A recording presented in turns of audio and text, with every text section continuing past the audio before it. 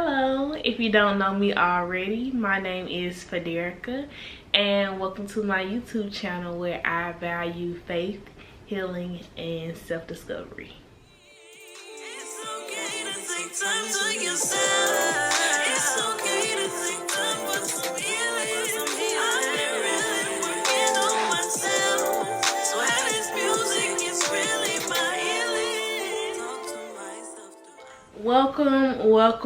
Welcome all. I just want to start off by saying thank you so much from the bottom of my heart for the love, the support, the prayers. And let me just tell you that I am just so thankful that God gave me this platform, and I pray that he continues to bless people through me. I also pray that those who are already subscribed continue to stick it out with me. And if you aren't already subscribed, what you waiting on? Go ahead and hit that subscribe button and join us for the ride. And don't forget to like and share. So today marks the last day of April, which also means today marks the last day of Sexual Assault Awareness Month. And for the past weeks, I've been hosting Teal Talk Tuesdays, where you get to have conversations with a sexual assault survivor, me. However, this is not a goodbye, but so much of a see you later. I just want to point out that even though Sexual Assault Awareness Month is ending, I encourage you to always advocate for those who cannot advocate for themselves as it relates to sexual assault awareness. Now, let's get into today's topic. So today's topic is sort of a touchy topic. A lot of survivors aren't really able or capable or willing to even confront the abuse, let alone the abuser. In addition to confronting what happened to them, confronting the person that actually harmed them, it's a struggle trying to forgive. I just want to let you know, from one sexual assault survivor to another sexual assault survivor, forgiveness is possible. When I first started my journey, I honestly and truly wanted to bury the abuse. I would have been okay with just going about my life, acting like it never happened and never acknowledging it. Until one night I had a dream that my abuser was on top of me, and that dream changed my life forever, because it made me realize that no matter how deep I think that I may have buried my trauma, that it will always come up, and sometimes it may come up in the most unexpected times. Since I've addressed my abuse and addressed my abuser, as well as forgiving my abuser, my life has changed tremendously.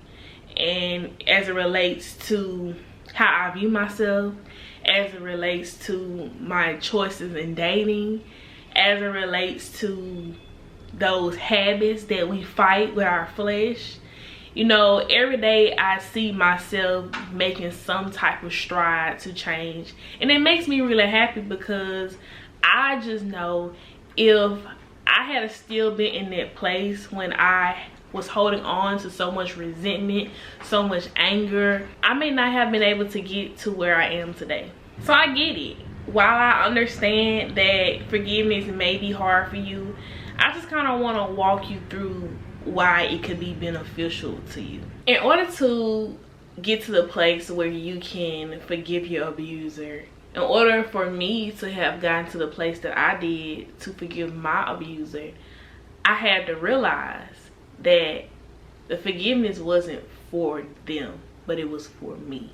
I'm not sure, but you may have heard the term before, that not forgiving someone is no different from drinking poisoning and expecting them to die. I was literally dying, holding that in, all that resentment, and my abuser was living on by his life. Now, it could have still been haunting him, just depending on his conscious level. But at the end of the day, I would never know, because I was so busy focused on and internalizing that hurt instead of getting it out and expressing myself. And a lot of people always ask me about that process where I confronted my abuser and where I forgave him. And one thing I always emphasize is that I didn't go and confront him looking for anything. See, God had already walked me through the process. I had already gone through therapy. I had already gone through the process of forgiving my abuser to the point where I can stand in front of him and say, I forgive you. And that meant, regardless of how he responded, regardless of how he reacted, I was standing 10 toes down on how I felt. And that's one thing that I want you to keep in mind if and when you decide to forgive your abuser. Now, if that concept is not a good enough reason to forgive your abuser, how about this? God revealed to me in moments, even outside my abuser, or people may have hurt me, a friend may have hurt me, a guy may have broken my heart, but God always put me in the place to remember that I forgave you. So while it may be hard to forgive your abuser for what they've done to you, I want you to think about the worst thing you ever done in your life. And it could be something that no one ever has known about you. But God forgave you. God forgave you. Even though forgiveness may be hard, just think about the forgiveness God has extended you, or even the forgiveness that other people have extended to you if you hurt them or harmed them. Not as it relates to sexual assault, but we've all hurt somebody or required or wanted forgiveness from someone else for causing harm. Last but not least, I've actually been asked this question on if I actually forgive my abuser, or am I just forgiving him because it's the right thing to do. I actually battle with it a lot. You know, that's the reality of forgiveness.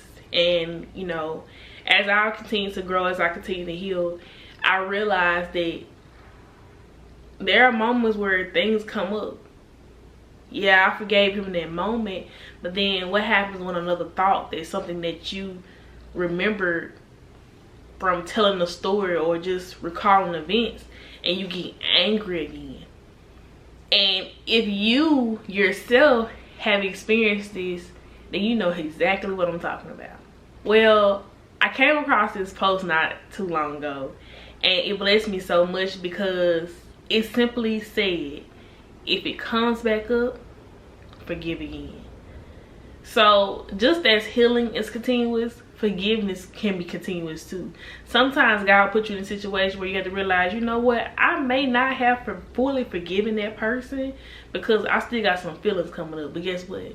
I'm gonna forgive again. I'm going to forgive knowing that I won't allow any negative feelings to harbor in my heart, but instead I choose to create space for God to come and feel that. If we hold on to resentment, if we hold on to anger, we're not creating space. We're not allowing God to come in and fill up those areas.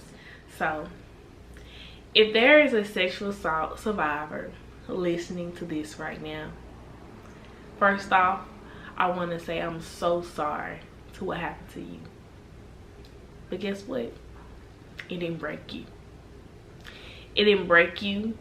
You're still here, and you still have time to heal and reveal and forgive. Know that forgiveness is not for your abuser. You're not giving them a pat on the back or dismissing what happened to you. But you are simply saying, you hurt me, but I forgive you. Because even though you hurt me, I realize that there's nothing wrong with me, but there's something wrong with you. So I forgive you. And in that process of forgiving and asking God to help you forgive, keep in mind that God forgave you. And I want to encourage you that if you've already forgiven, you get discouraged because it's starting to come back up, these feelings are festering again, forgive again. So that concludes Teal Talk Tuesday for the month of April, for Sexual Assault Awareness Month. Gosh, I hope that you all have enjoyed it as much as I have enjoyed recording and editing and preparing for this. It's been very refreshing to vlog again, let alone talk about some things that were bothering me or have bothered me. I may have been asked a question but not have been able to answer at that moment because I was healing. It just feels really good to get in the front of the camera and do what I love, which is advocate and to speak up.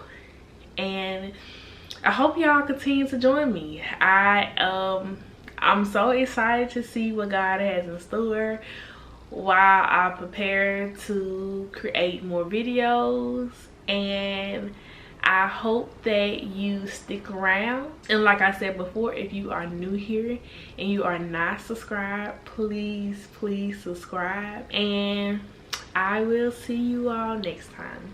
Thank you. Respect my healing, respect my process. You know